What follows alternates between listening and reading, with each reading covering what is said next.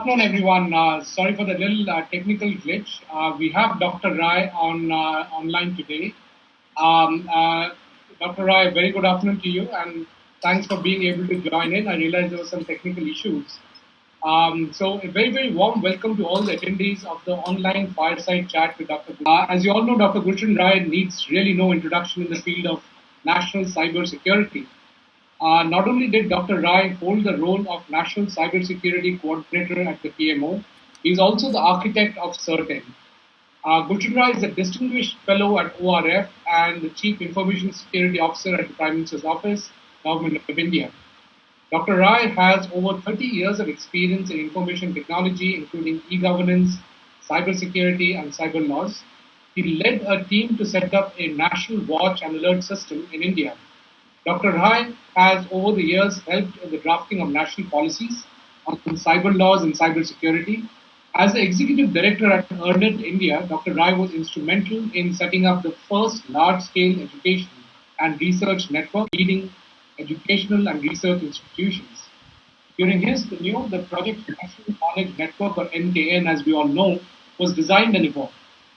Dr. Rai has represented India in official forums, bilateral discussions, and negotiations in the areas of cybersecurity and internet governance, and therefore he has a ringside view of the developments in national security.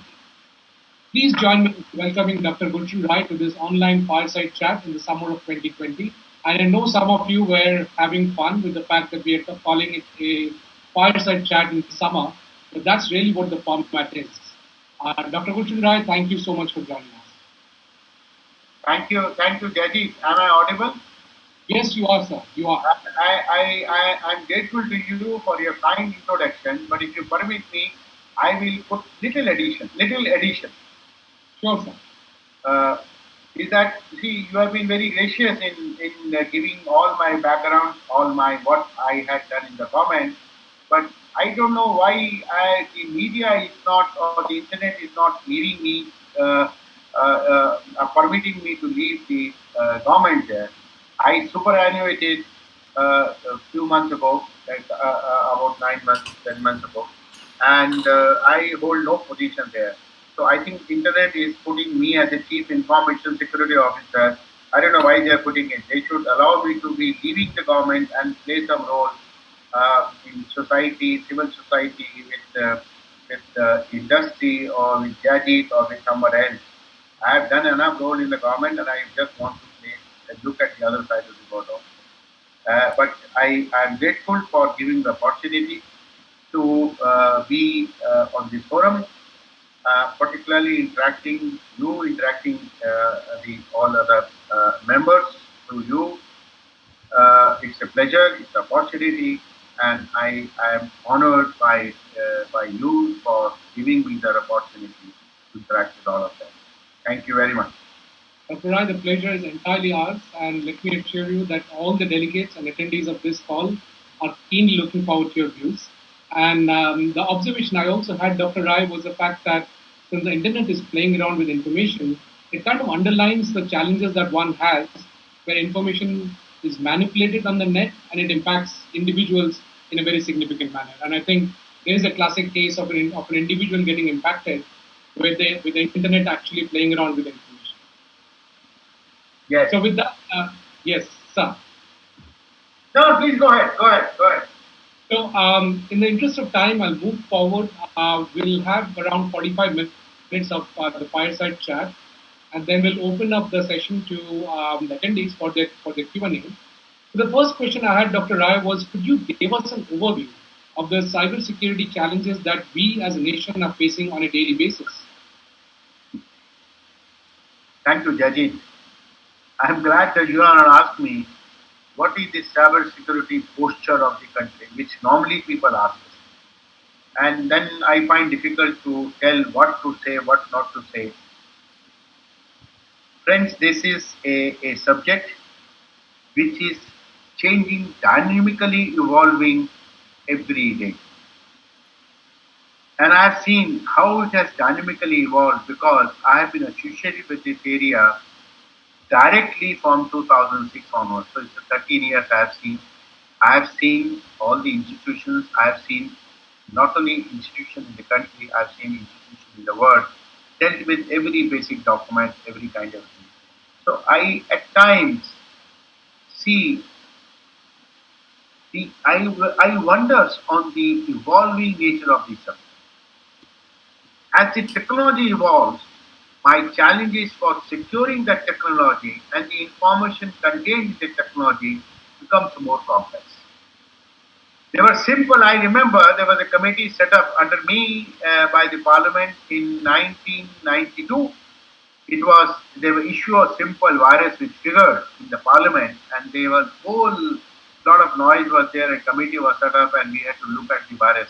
There were those MS DOS 3.11 kind of a operating system virus was there. Those were the simpler technology when you look at it. Today we are in a heterogeneous world where I don't know what computer you are using it, what computer someone else is trying to use it. When I was trying to figure it out the delay, but the delay what Mr. Jay said that the delay was that I tried to open it through my mobile phone and then the message was coming that you can't open through this medium, you go to the laptop here. So heterogeneity of the devices is raising an issue which is challenging itself not for the performance quality, but it's a challenge to the security. That's one challenge. Each one of us is using different devices, right from mobile to laptop or whatever iPad or whatever device we talk about. Each one is using different software. All the application today has migrated to be accessed through apps there. There.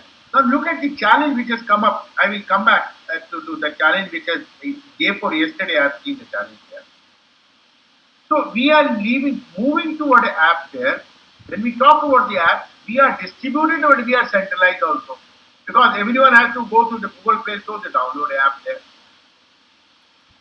That is the challenge itself. And I will tell you what Google faces challenge, I will tell you. In 3 days I have seen that.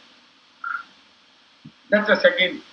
The third part is that the technological innovations which is happening, so-called major jargons, AI, big data, ML, next generation communication, all kind of things which are happening, IoT, all those applications which are technologies are coming up. These technologies are becoming not a double sword, a many edged sword kind of a technology are becoming. They are good for at any point of a time for some particular purpose. At the same time, the same technology is exploited by someone else for just opposite the purpose. Testing of the technology is the issue. We can't test its algorithm. The angle of privacy and all other factors have come up there. The governments all over the world, they are want to snoop on the basic on a data whether it's a personal, non-personal, all kind of a thing. And more than that, the basic feature of this technology that nothing is secure in this technology, cyber technology. Everything comes over a period of a time. That's why you get patches and upgrades and software upgrades, software patches people get. So all together, and the flattening of the entire system. Today we are speaking from this platform. I don't know the participants are from where are different locations there. So a flat network there. We can't distinguish anything from anywhere. It's very difficult to find it out. So who is coming from where? It's very difficult and control it becomes very difficult other than to shut down this. So everything has become a complex matrix. It has become a complex kind of a space which is posing a great challenge not only for the implementation of technology but for the sustenance of the technology and the security of the assets and the security of the information contained. All applications are heterogeneous. There is a heterogeneity in device, a heterogeneity in application, heterogeneity of process there, and heterogeneity of the countries from where you are at.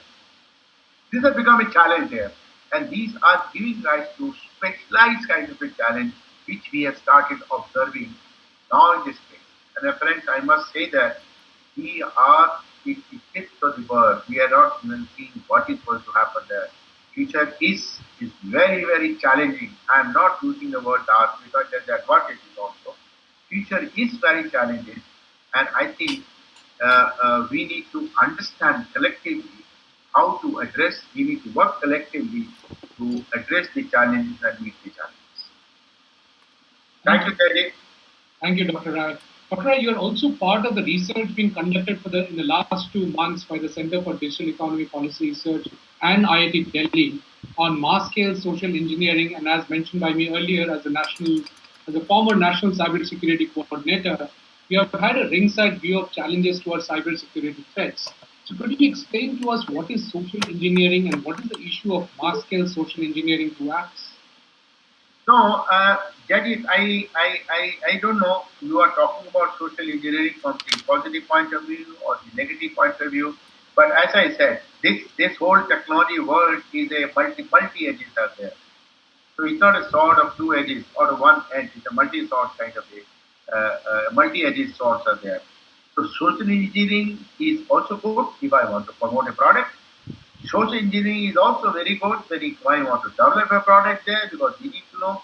But social engineering is equally taken in a different sense when it talks to exploiting the breaches of the systems are there. So it has a different meaning, a different context. Word is same, but a different meaning, a different context. So which context you question is a social engineering?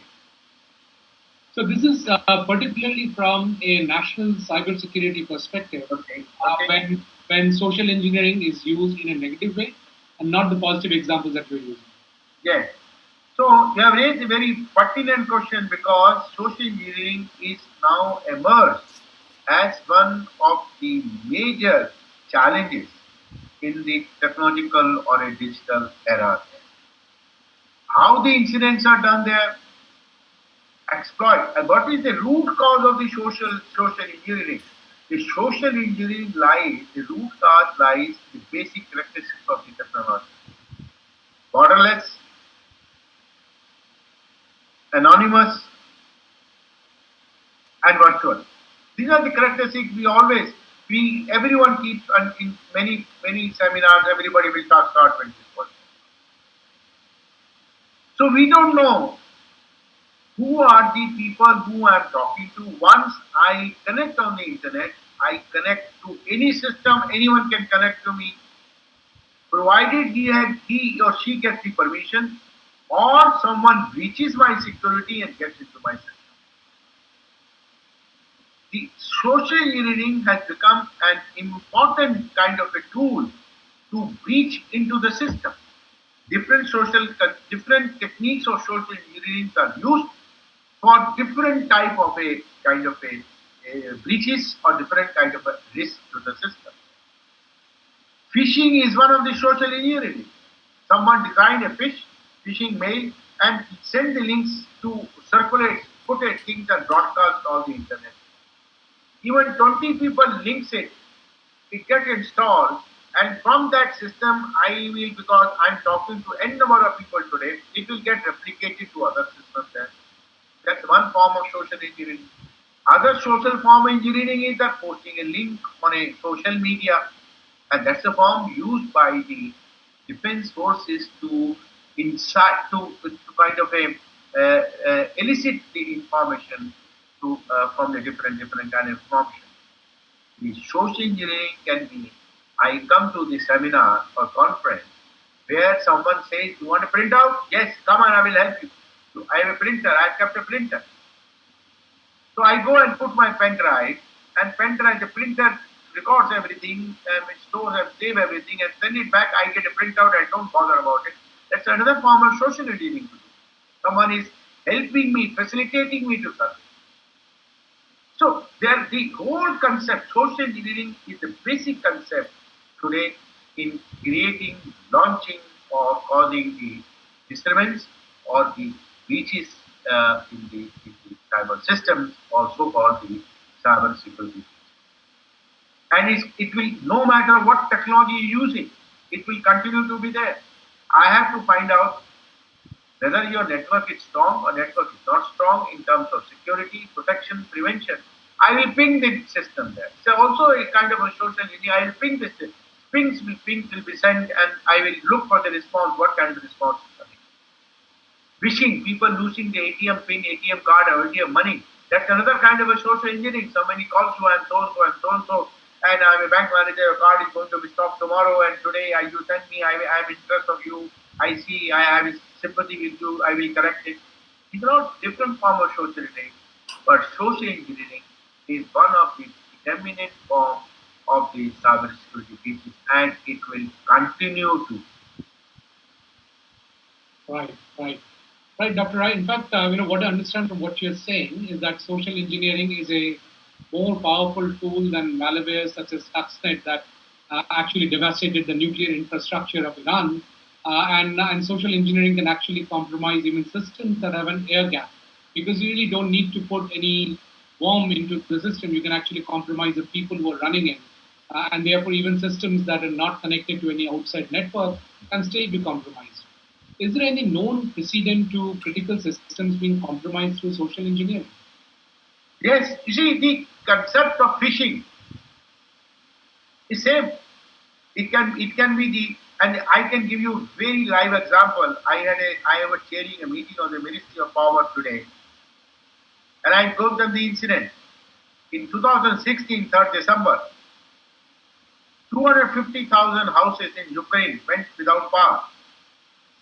Winter, and you know the winter in that part of the world, upper hemisphere, and at top of this, it's a serious issue. How did the incident start? Somebody sent a mail, and Windows operating system sent a mail there, and then some young person who was handling their account, he found it to be good, and he clicked that.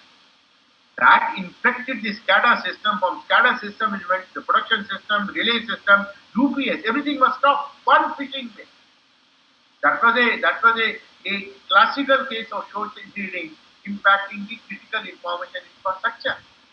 I have seen during the time of, if all of you recall, the ransomware attack on the Merck, the shipping company, which contributes about 26-27% of the shipping container business in the world, based company. Their entire system were installed by Jan because of ransomware injected to the social engineering.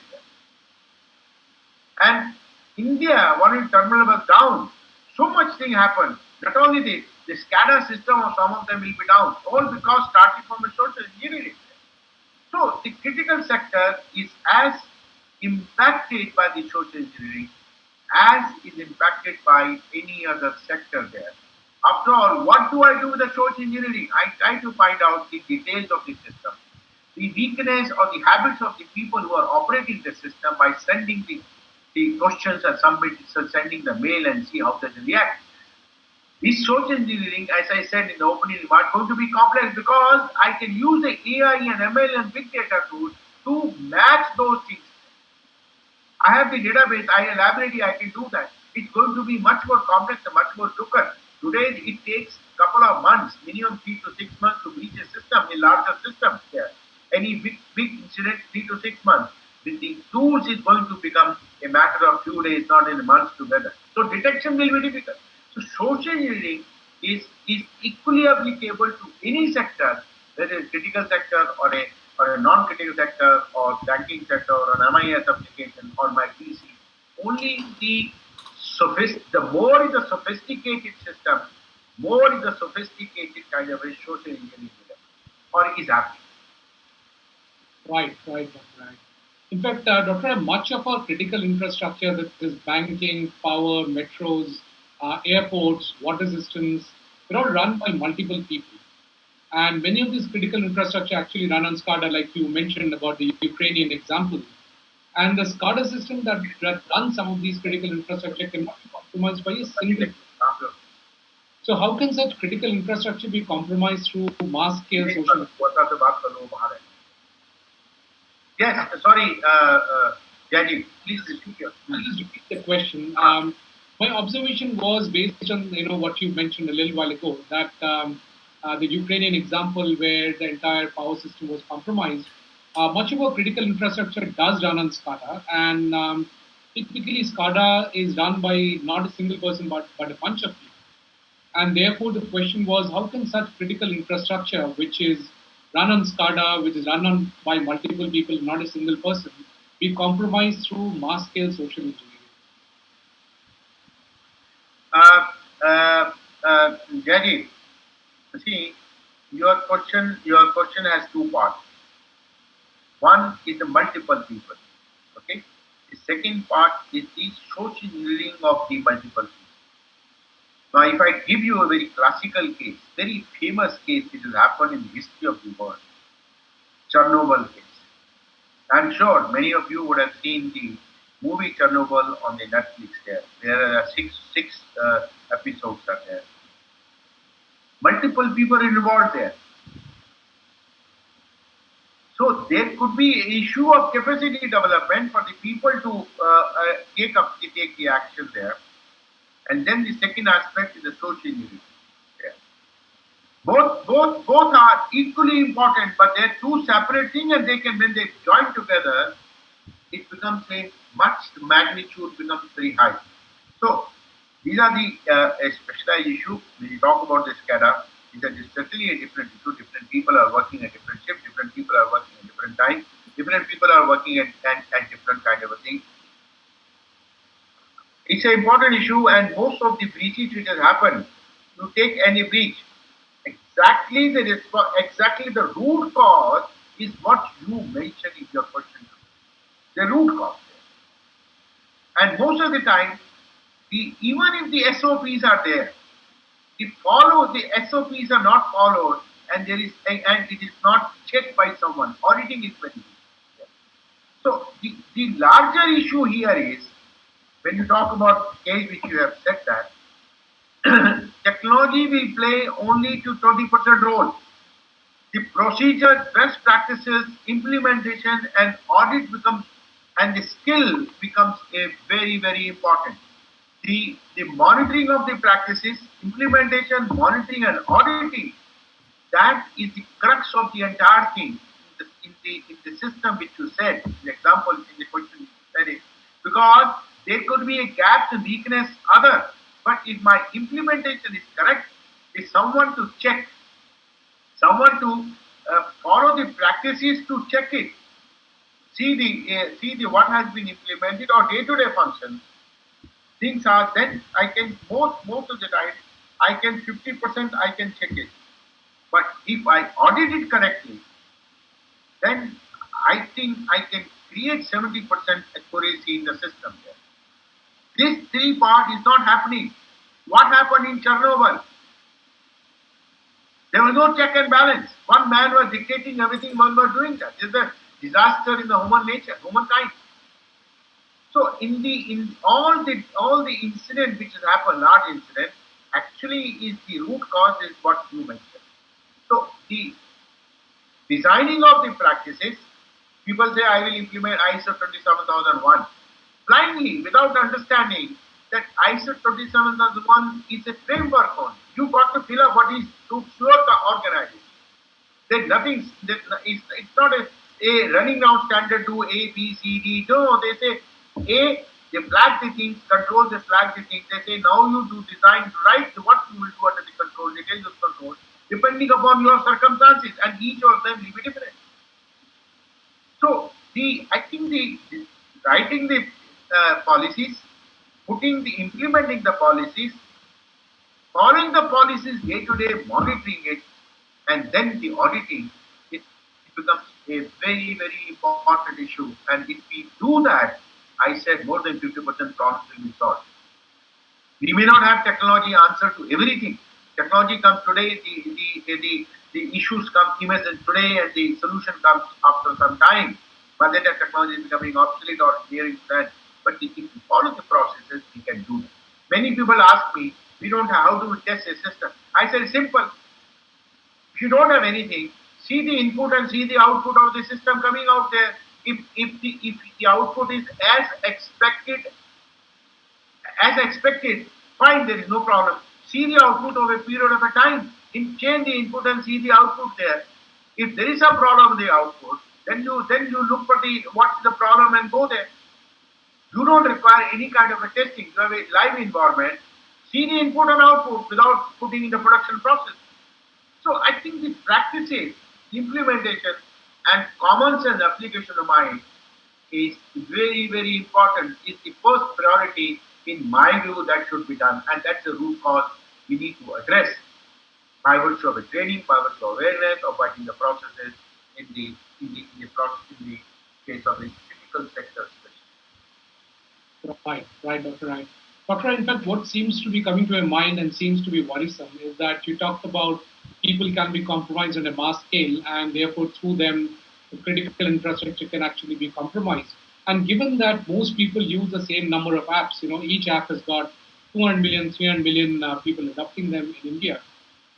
Isn't it worrisome that one single entity gets very, very deep, detailed information of every single person and thereby providing enough potential to actually do mass scale social engineering, compromising everybody who is related to a critical infrastructure?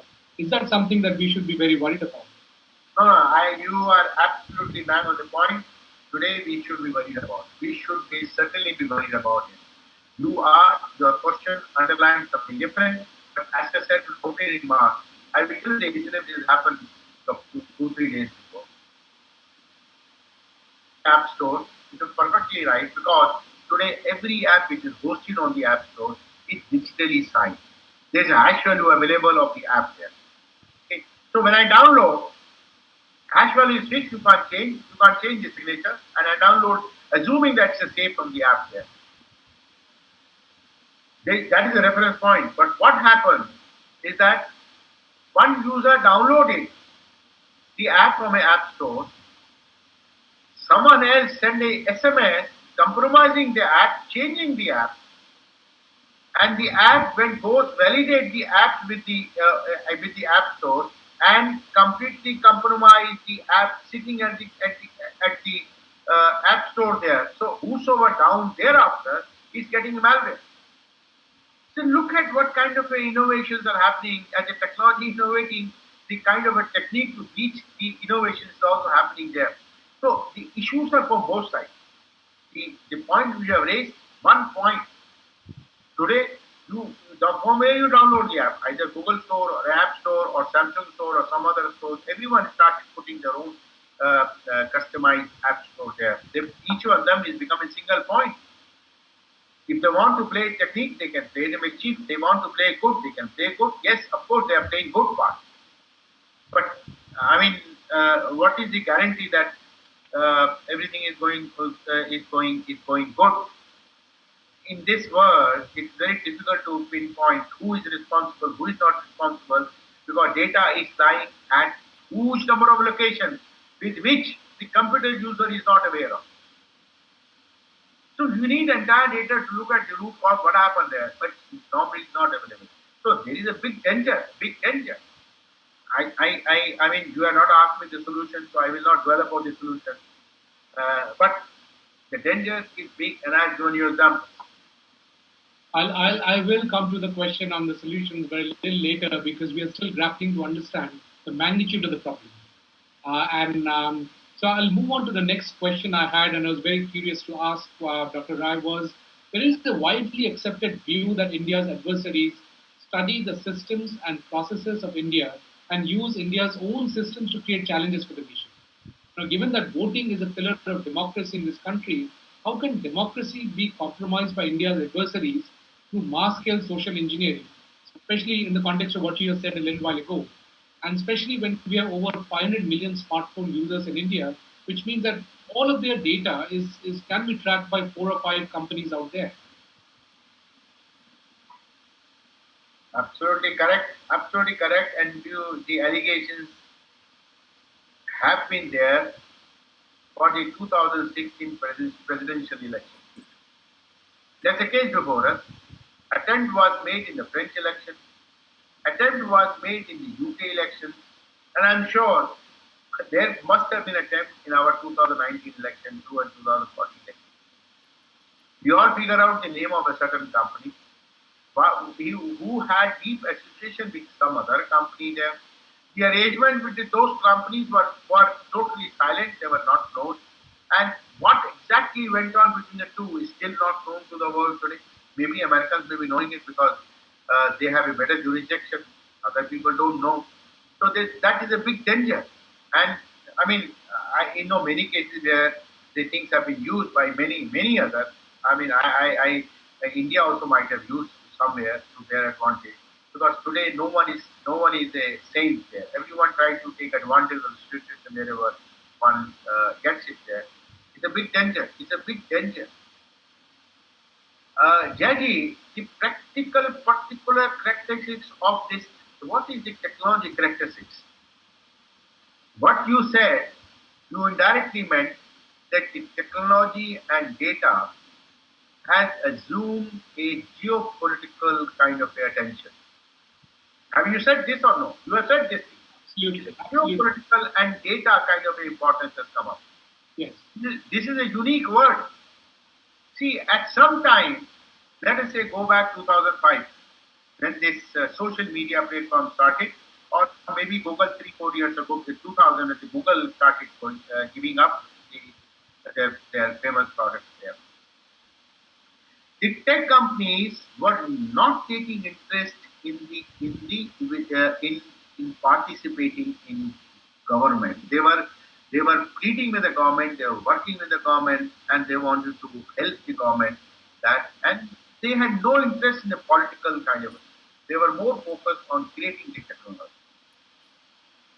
Is the position today? Who is responsible for making tech and data to be geopolitical kind of important? Same tech companies. Today you incentivize for creation of the technology. That too for innovation. Innovation is taken a positive sense. Is there an incentive for, for finding prevention of the misuse of the technology? Is there any incentive for stopping the misuse of the technology? Is there an incentive? Anywhere in the world, tell me. There is no. I have not come to know. Maybe you know. You can tell me. I will get educated there. So the whole aspect, the technology comes up. There are millions of people. They are out to exploit the technology because, as I said, it is a multi kind of edges are there. The multi-sword edges, multi-edges sword. This technology is there. So this is a big danger, and we have seen live examples. We have seen live examples. I don't think a future elections will not be impacted by such kind of a thing. There is a great danger. There is a great danger. Not only to India, but for the entire world, the entire democracy of the world. And I think that's the important issue which we need to consider. After all, it always said we must do the internet kind of a polling. And political parties say no, no, no, no. I mean, you know the reason why you can't say, because we don't have any system and checks and balance. We need to put in place, we need to test those things there. It can certainly impact the democracy of the world. Right, Dr. Rai. So, in fact, Doctor, I'll come to the question that you actually wanted me to ask, which is... No, I didn't want you to ask. I didn't want to offer on my own. You see, I know my answer. None of my answers will be appealing you. I may be boring you and your participants, but I didn't ask you to ask. I didn't see what you say. I didn't prompt you to ask. Not at all, not at all. We were actually curious. I was just building up the momentum to the question. So let me just lay out a bit of statistics which most of us are aware of. So there are over 77% of Indians who are now accessing wireless broadband through smartphone. Samsung has got 34% of the market in India in last year, 2019.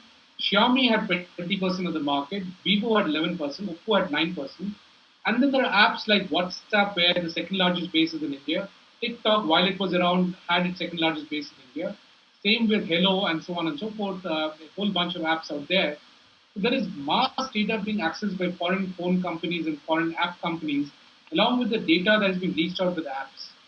So how big a threat is that to India from a mass social engineering perspective? And the associated question being, sir, what do we do to stop it? Jaji, it's not a threat to India alone. It's a threat to every nation in the world. And we have seen the powerful nation like America. It may not be a threat to China because it's a strictly controlled dictatorship kind of a regime is there. But I mean, I don't see that this is something which will continue in the sense that the people will find ways and means to breach that technology also, which will impact the system. And we have seen how that Arab Spring, you have all of us have seen that how the internet was used. You know that. You know the Arab Spring, how the Egypt has happened. All the internet was blocked by Egypt. The universities didn't. The university had a connectivity on a GEON education network. The university, the authority didn't know there is a GEON network and connectivity is there on internet. So they started going to university.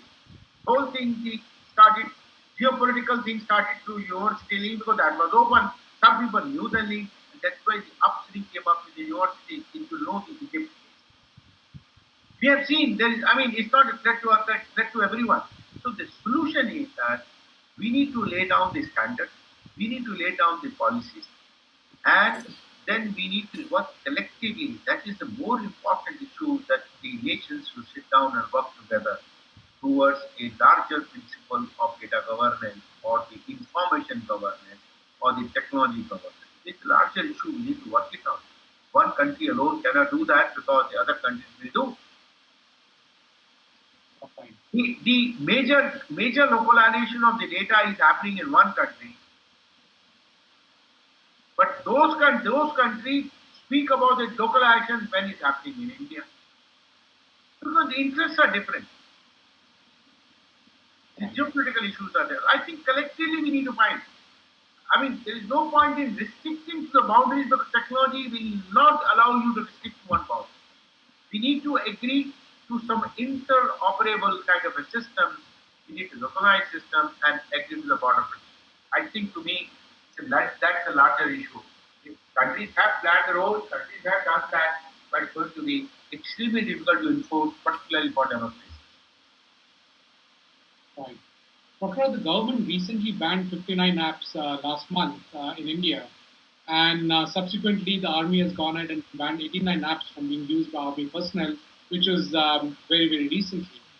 Will these steps stem the possibility of mass-scale social engineering? How far will this go towards stopping the whole threat that we just discussed about?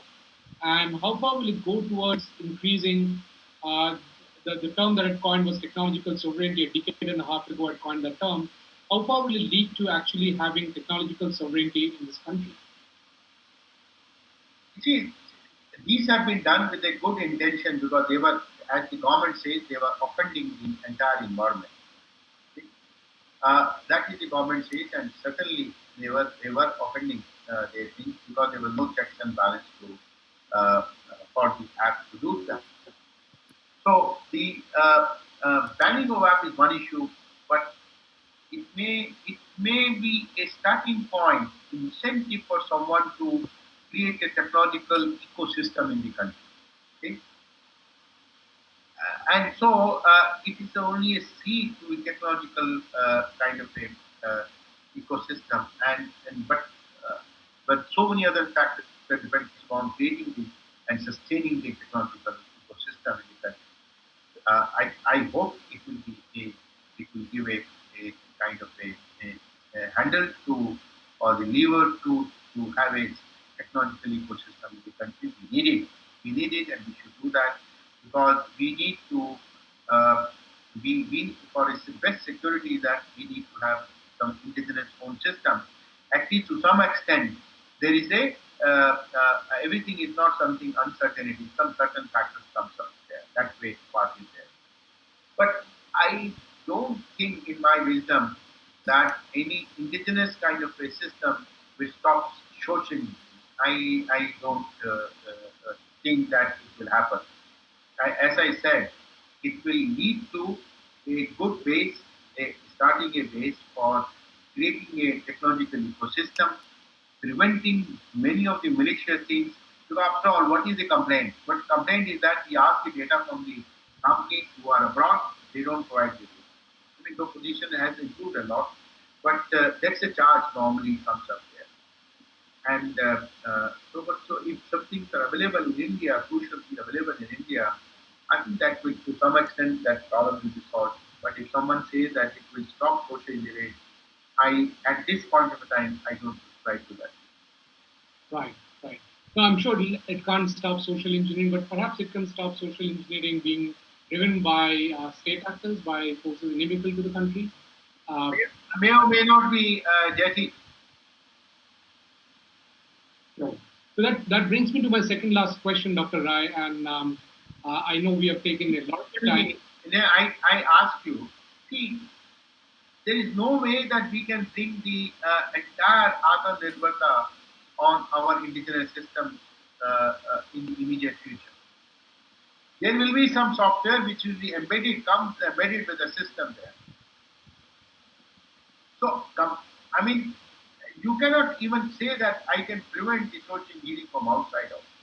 It may be checked, you may check it, but I mean, taking out social engineering is not possible. Not at all, sir. Yes, yes. Now, I think we hear that loud and clear. It will be a big challenge. Perhaps we can only tighten the envelope a wee bit, I guess. Which brings me to the question, Dr. Rai, what can India and Indians do to strengthen our own apps ecosystem? For example, there are apps like ShareChat, very very popular in the rural areas, and there are new apps that have come out, Chingari, and so on and so forth. How do we make sure that they not only survive but they thrive, and that they're actually promoted, and which also helps us in insulating us from the vagaries of mass-scale social engineering from forces inimical to us or from state actors which are inimical to us. So how do you promote the local app ecosystem of apps like ShareChat? No, I think, I mean, there are multiple steps we need to take place to promote the local access. You said Chingari. Chingari has done, and they say about 10 million apps have been downloaded there. It has gone in the media news there. Similarly, many other apps are there, and I think many other apps will come up because some of the apps which are banned, they were very popular. So many apps will come up. I think the whole issue is that we should realize that creating an app is important.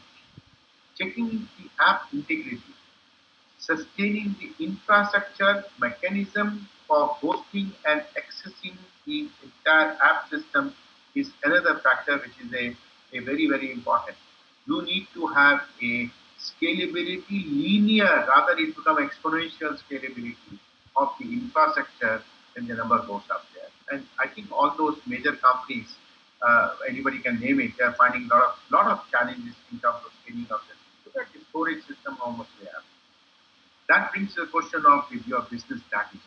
Business, what is the business philosophy, business model to do that? That is, nobody knows better than you on those aspects. So there are multiple challenges there. If there could be good system, good app there, credible app there, but it doesn't know the business strategy. So you don't get the revenue aspect there. Okay. So I think those factors are very, very important, and we create for creating a ecosystem. We need to look at all components of the ecosystem and then plan and do. It's not that everyone individual gets up and he start doing it. The testing of the app is equally important. It's very, very important. How do you test the app there? The people, citizens should also be aware of it. There are a couple of startups who are trying to create a app testing system or to test whether the app is the genuine one, its integrity is good integrity or bad integrity.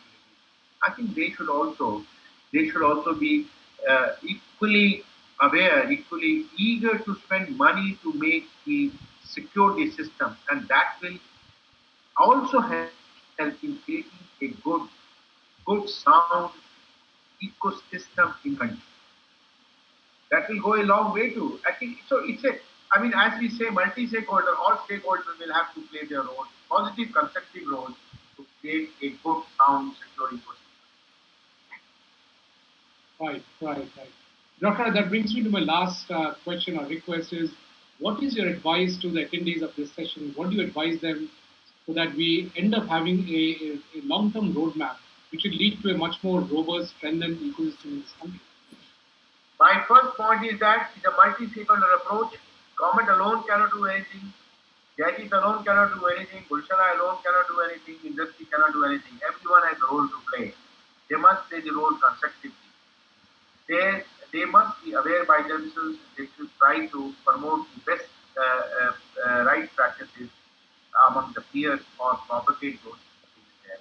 First one. Second is that be careful in downloading the app because that's the first way to social engineering and, compromising your mobile system. That's the second step. They have to be do that. I may find the app to be good, but I don't know how does it behave with the other apps there in my mobile system. So we need to be very, very sure to do that. We should not download any, and we should avoid copying any kind of copying the software because today even the established manufacturers are very good. They host the copy and they try to put a malicious kind of a thing in the hosted copy so that they pirate it becomes a different kind of a thing and each one is forced to do they buy a right copy, they have different copy. I think the awareness is the first issue, capacity development is the second issue, and third is a participate in the constructive feedback to the government. So the government formulates the constructive policies and legal framework which will facilitate the growth of the ecosystem.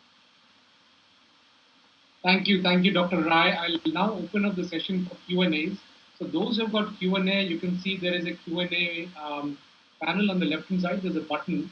If you can press that, you can enter your questions. I can see one comment and one question, so I'll read it out. The first one is from Tanmay Chakraborty, who heads government relations for TCS. He has mentioned that it is a pleasure to listen to our mentor, Dr. Gulshan Rai. And Dr. Rai, I completely agree to that observation. He also thanks me for arranging this session. So, Tanmay, that's my pleasure. Dr. Rai has a lot more to offer to the development of technology and cybersecurity of India. And that's a view that Tanmay has put in. Thank you, Tanmay, for those kind words. And I totally agree that Dr. Rai has a lot more to contribute to this country, and we look forward to that. Dr. Rai, then there's a question from Sudhir Agarwal. First of all, I must also thank Tanmay.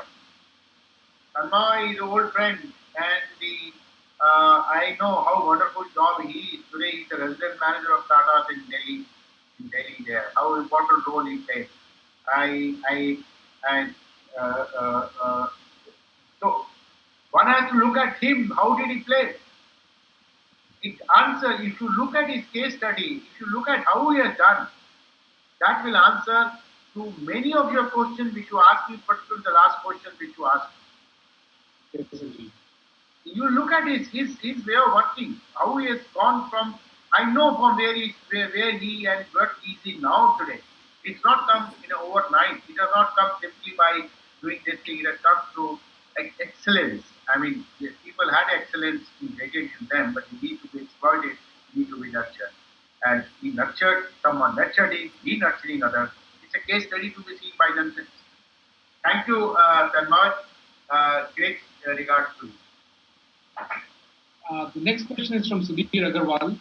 He's asking, sir, what is the advice to Indian IT industry leaders to do something for India in the area of leveraging technologies? Can we miss another opportunity post having missed the open source for India? Mr. Agarwal, thanks very much for asking the question. I mean, I know you are a veteran, if I am able to recognize you, because your name is common name, but I know from the tone of the question I can recognize my friend Mr. Agarwal. It's important, you see, industry has to create a good customized robot solution. The industry has to work with the government, and it is the responsibility of the government to work to take the industry along with them. The two together working will make a balanced and good solution, and that is the route which has the success route which every country has come to. Whether you talk about the US or Europe or Japan or China, anyone you talk about, it's the same route which has followed. I think let the industry start, the government is same responsibility there to work it out, to spell out the correct specifications to make the industry to provide a good solution. One good solution will have a big impact on our GDP and the promotion of IT also, because that becomes the example. Case studies there. Case studies. So I think they have to work. We have to work together. Industry has to look at the technological applications. We need to, yes, we whatever we have done outsourcing, that's the part. But I think we need to look at the the what we give value to the money we get. We don't have to create a substandard or some software like this. We need to create it. We need to create it. I don't want to say anything adverse. There are views on the government side. There are issues, gaps in the industry side also. There are gaps in the government side also. I think we need to work together, and together only we can find a solution. But industry is the capital. We need to play. So we have another question from Abhi Biswas, who's asking what stops Indian companies to attempt social engineering for their own benefit? Isn't this a deeper problem? As I said, social engineering is a common concept, whether it's a physical or to cyber. I think many of the companies must be using that. And good old days time, who doesn't know the story of Reliance versus Mohammed Ali? Yes, indeed. In fact, we also have a question from the CEO of MyGov, which is also part of the Geo family, from Amit Shukla, and he's asking suggestions for startups for low-cost strategy to keep security up for new threats. And MyGov is one of the most innovative solutions we have out there, which is in the civic tech domain. So, Dr. Rai, your opinion on suggestions for startup for low-cost strategy? No, your initial was certification or what? No, his question is what are the suggestions that Suggestion. can have a low cost strategy to keep security up for new threats? So, how can they do it in a cheap way? Because many of the startups really don't have the ability to manage security. They somehow get their app up, then they're trying to figure out the business model, and then they have to fight with the regulatory issues, and then the other dimension of security also comes in. So, is there a cheaper way for these startups to manage security? JD, my impression is that my experience says that most of the bigger crowds, if we had taken little steps there, very careful step in the beginning, a simple solution, it could have averted those incidents there. Now I give a very clear example of the app system there. If we have a app testing system in this country, you know how much attack we will avert? Then it will address the question of what you said. How the monopoly, certain organization companies having a monopoly can impact your democracy system there. But a small app test system we are able to produce by the startup. Don't you think it will go a long way in? I mean, then checking some of the things which you raised the question. Right. Just a little clarification. Amit Shukla is from EasyGov. I think since MyGov keeps coming up, I made that mistake. Amit Shukla is from EasyGov and he's the CEO of EasyGov.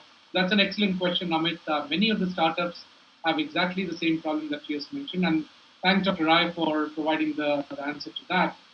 That also brings me to the question from Burgess of ShareChat. And I was just mentioning ShareChat a little while ago as an excellent example of an Indian initiative. And his question is with so much talent in India, why doesn't the Indian government fund initiatives, startup that could build security tools to protect our cybersecurity? The US and many other countries have done so. The government has been taking those initiatives since 1998. I am privy to that. First fund was set up in Sydney. 100 crore fund was set up. One of the secretaries of Ministry of Electronic visionary, Mr. Ravinder Gupta, he set up that. He was visionary. I think doing this thing in the government, sustaining them is a problem, and that's where the first of all government has to come out, devise an alternative strategy to do that. And I think equally industry is responsible. They also mistrust. They also breach the trust of the government as and when or sometimes government has taken it. So again, I say there is a multi-stakeholder approach. I can't hold any one stakeholder responsible. Yes, the responsibility lies with the government because they are the bigger players, the bigger brothers, control regulators, and they have the empowerment to do that. Industry doesn't have that. But so government has to take it a little more positively. Government should create funds and create structure in the NGOs or in the private sector. And the private sector need to be responsible to the process and enforcement and law. Right. So there is an add-on that Burgess is mentioning that there is a company called Palantir, which is funded by the US government and it's going for IPO. I'm sure the same will happen in India. Thanks, Burgess, for pointing that out. We also have a question from Deepak Maheshwari that in view of the recent developments since your recent article on revision of cybersecurity policy, would you like to add anything? Views on revision of national cybersecurity policy published a few weeks back. That's a question from Deepak Maheshwari. Deepak is a veteran. He is as veteran as I am. If I am the veteran, he is equally more veteran. I think I should ask this question to him, but I answered this question in the article which he mentioned there.